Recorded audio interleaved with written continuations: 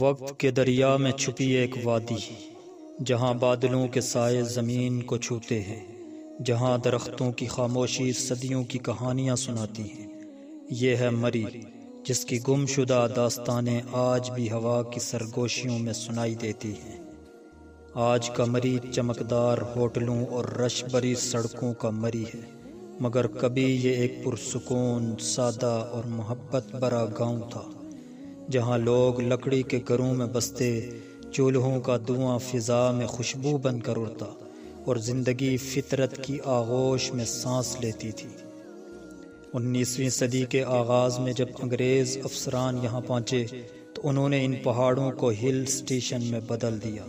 سڑکیں بنی، بازار آباد ہوئے، اور یوں مری اپنی معصومیت کھو کر ترقی کی چمک میں ڈھل گیا۔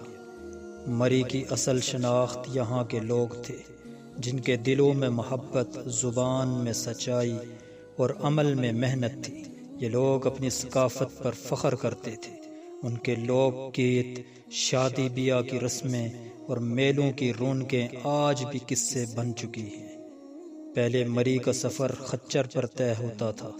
پانی پہاڑوں کے چشموں سے آتا اور جنگلات کے درخت سایہ دیتے، مگر وقت گزرا، انسان بدلا، اور مری کا قدرتی حسن رفتہ رفتہ کہانی بن گیا۔ آج مری شور میں ڈوبا ہے۔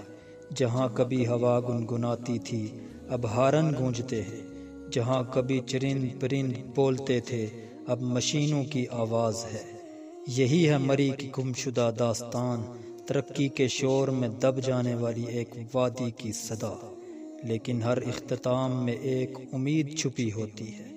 اگر ہم مری کی جڑوں سے دوبارہ جڑ جائیں، اس کے جنگلات، اس کی روایات اور اس کے لوگوں کو پہچان لیں، تو شاید مری پھر سے اپنی اصل پہچان پا لے۔